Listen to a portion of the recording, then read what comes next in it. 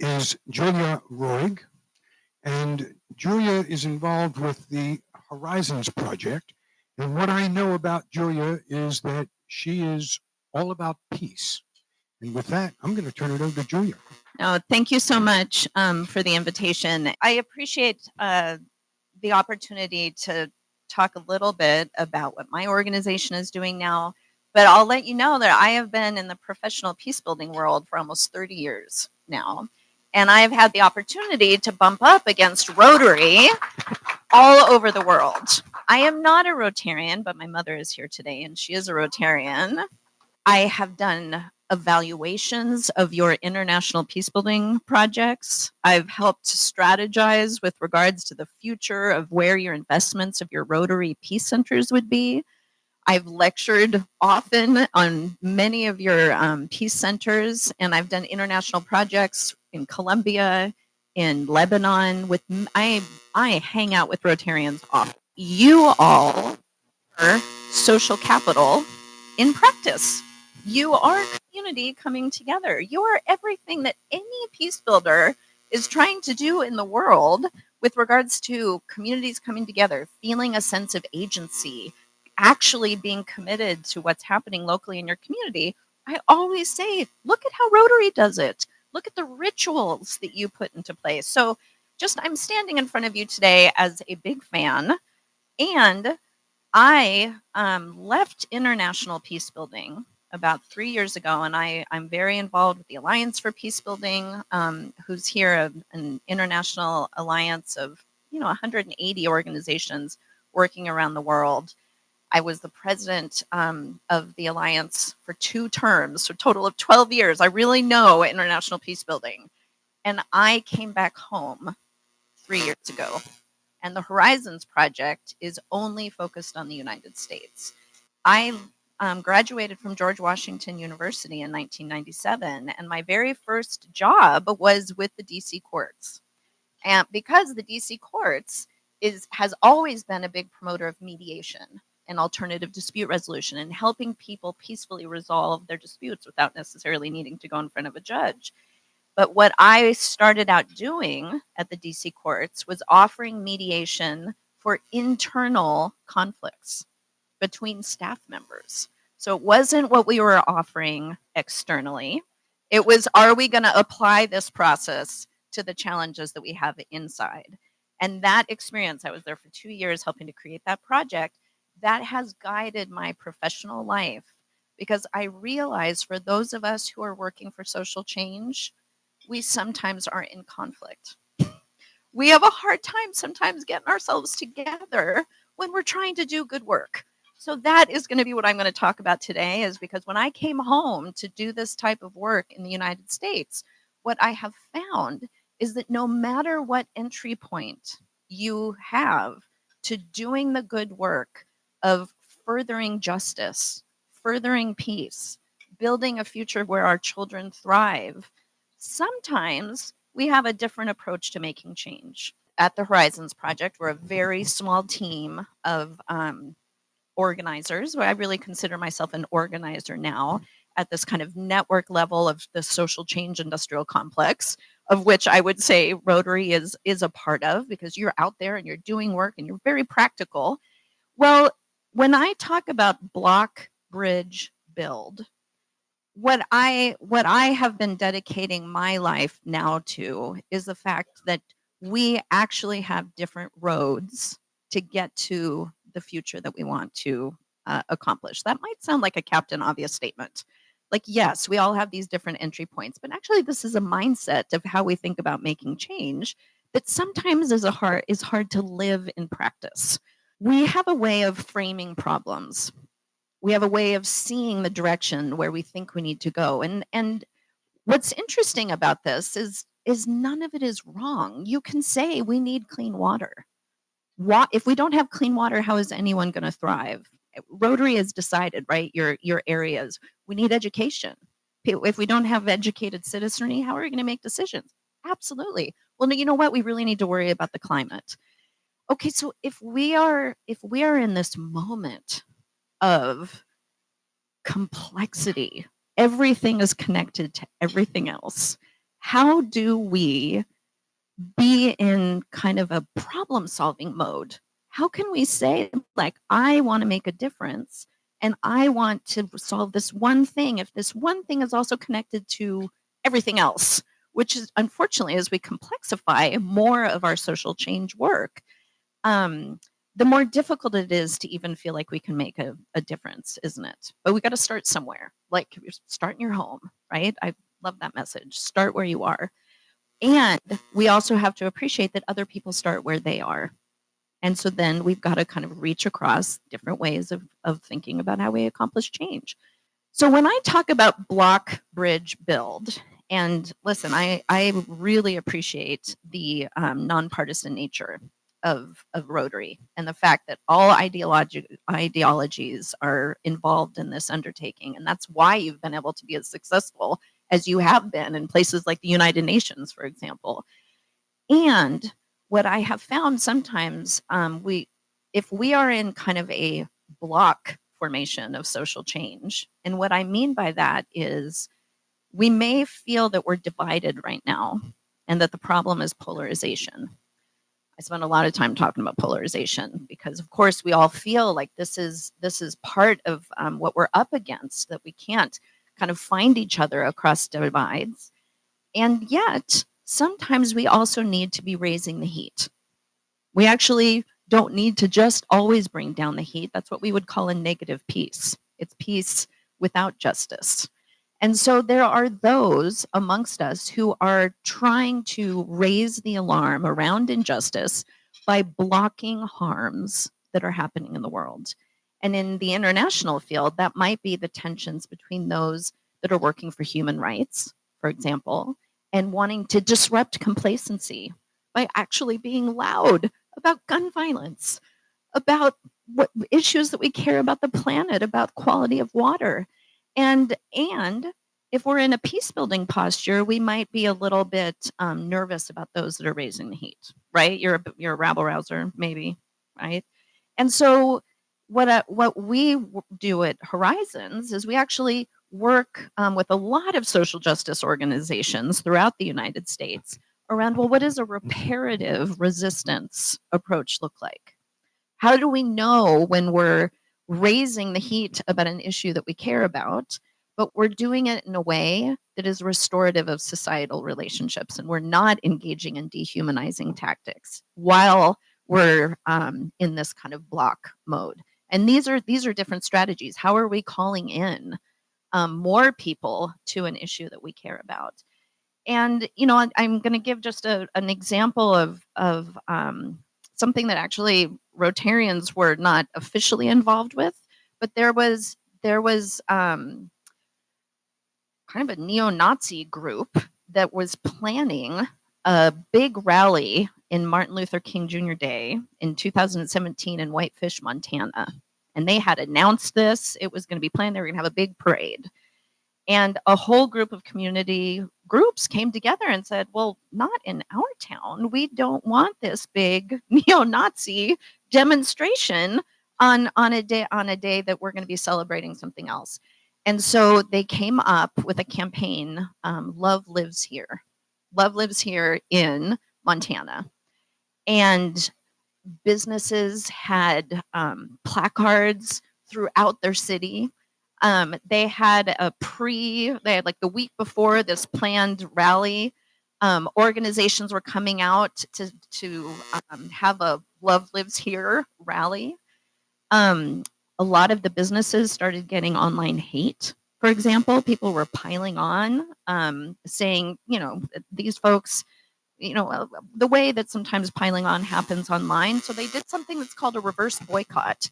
And they said, you know what, we're all going to go and we're all going to go to those restaurants. So we're not boycotting the restaurants. We're all going to go pay for a dinner there and give them our business. And guess what happened? They canceled the big rally that was happening. And the neo-Nazi group decided not to do it. This is blocking with love. It's blocking with love. Sometimes we have to be on the side of our values. And I think that this is uncomfortable. And I find that we're in tension with each other sometimes when there's people who want to be raising the heat and there's others that are working to kind of bring down the heat. But we all have a role to play. Okay, so let's keep going to what might feel a little bit more comfortable, which is like a bridge formation. If we're bridging with others across divides, we're using different skills. We're dialoguing, we're engaging with civility and debate, and we're creating empathy, and we're understanding the other side. And in fact, there's a whole bunch of bridge building organizations throughout the United States, a lot of them in partnership with Rotary. There's Mediators Beyond Borders. You're working with George Mason University. You've been hearing about all of the good work that they're doing. And we know that the best practice of bridging is that you actually don't just sit in dialogue, you dialogue to then do a thing. And you create momentum by actually moving on something. And so there's a group called Urban Rural Action, for example, that is really concerned about the distinction between, well, what's happening in the urban areas, let's say in Pennsylvania and Philadelphia, and more rural areas. And that seems to be where there's a big divide in the United States right now, right?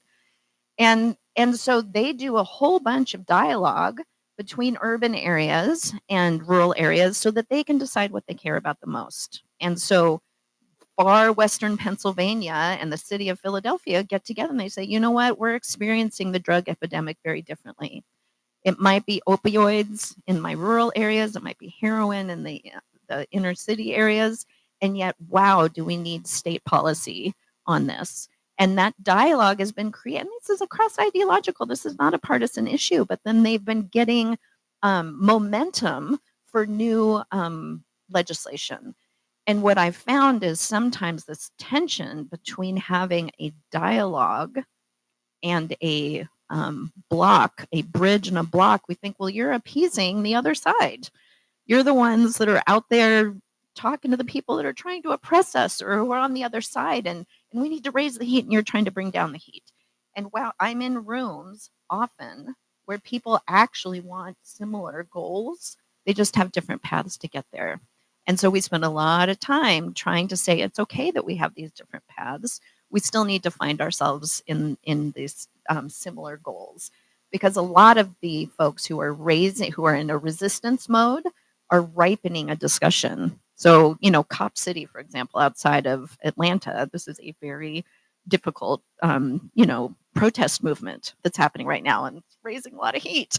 But you know what? It's ripening a conversation about the criminal justice system, which we all care about. And so you ripen an issue through a block formation to be able to then negotiate, because the last B in my alliteration is to build together. And of course, many of us are doing all three of these things at once, hopefully, if there's issues that we're organizing around.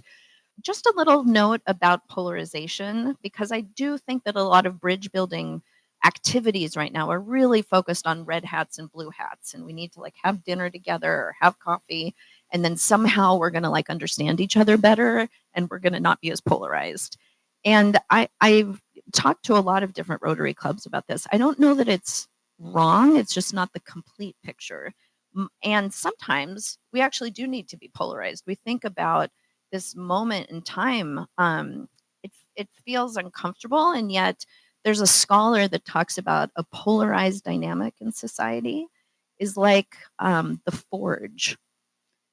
And what happens in a forge? You can actually build a plowshare or a sword, but we're malleable right now. There's an opportunity to have the hardest conversations, because we got to actually figure out, well, where do we stand? What do we want? And it feels uncomfortable. But when the society heats up, there's these opportunities for us to actually make big leaps forward. And so where I'm finding, and why I'm talking about Block Bridge Build, is I think one of our challenges is that we're fragmented. We actually are having a hard time seeing each other as a part of a same kind of ecosystem for change, so that what I'm working on, I'm connecting to what you're working on. So I'm going to end with this last thing, which is build. And just to say, we've got these young people who are, very patiently sitting here listening to me, and, in this room in downtown DC. And, we're all thinking about the future that we're building for the next generation, aren't we? And where does our imagination live? Where are we giving ourselves permission to dream how it could be different? And there's a lot of people, there's innovation all over, whether it's citizen assemblies, there's just different ways of being together. And I would say, while we're dreaming this dream of how things could be, we also have to be tied to our past. And so these are the tensions. And this is why some folks who might be saying, well, wait a minute, we've got a lot to heal from. What I want to let you all know is one of the partnerships that I had with Rotary was we did an online course, and you all have access to those online courses that Rotary has a portal, right? We did a course on individual forgiveness and societal healing. You can all take it. There's a discussion packet that you can talk about it as a club afterwards. And so what I find is some of these tensions is we want to talk about the future, but we also have to go through a process of societal healing in here. And there's a lot of folks who are crying for a recognition of societal harms that need to be healed as a part of the building process. All right, that was a lot. That was a little bit theoretical. I'm happy to talk with you more, but these are the kinds of connective tissue that my organization, the Horizons Project, is focused on now. So it was a pleasure to be with you all. Thank you. Thank you, Julie. Recently, there has been an event that's drawn a lot of attention to an issue that is an undercurrent in the United States, but a very prominent current for many people in the United States. And this fellow named, it appears this fellow named Mangione brought it to the fore. Do you have any comments about So this? did everybody hear the question about the murder of the CEO of the healthcare company? I mean, we have to maintain nonviolent discipline in this moment, and we have to be committed to nonviolence. And yet, you do understand, with a country, first of all, that is as armed as we all are, and is experiencing the level of I don't say this lightly, but I really mean trauma. We are a country that is dealing with a lot systemically, and so it's a cry for attention to an issue. And we just have to say over and over again, it doesn't matter what the issue is. We really do need to maintain nonviolent discipline. We need to be working with all of our neighbors and our colleagues, because I'm in spaces where people do talk about no, we do need to take up arms. That's the only answer of what's going to be listened to. So it's a moment, and it's a moment that we need to be prepared to have dialogue around. To be honest with you, these are these moments that are like the Overton window somehow kind of shifts a little bit, and you can see that a conversation is possible where maybe it hadn't been possible before. When I talk about raising the heat, I definitely mean nonviolently. When you talk about societal healing, first of all, we need societal knowledge, right? And one of the things that I find that is so complicated is that everybody, creates nonprofits and starts doing good work, but they don't join, right? And so at Horizons, I mean, when you're seeing that, because channeling energy becomes so important, right? And it's not time and cost efficient a lot of times. Can you speak to some ideas on that? Yeah, thank you. And thank you for the work that you're doing on that important issue. I mean, I think, honestly, part of it is how we're trained to do social change work and to kind of projectize it. I said that in the beginning. But, none of the things that we're trying to move on are going to be, or, solve, are actually not going to be solved for like decades. And they're not going to be solved by any one organization doing one thing with one log frame, with one metrics and one source of funding. And so I think that our training from the earliest time that we start thinking about ourselves as professionals or social actors is lifting our head up from our own lane or our own work and saying, well, who else is doing work? Who else could I collaborate with on this? Who else do I need to share information with?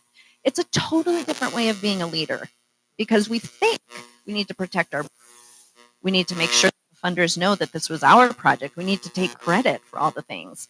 And we're not necessarily taught how to be systemic leaders for an ecosystem that needs to be in right relationship with each other.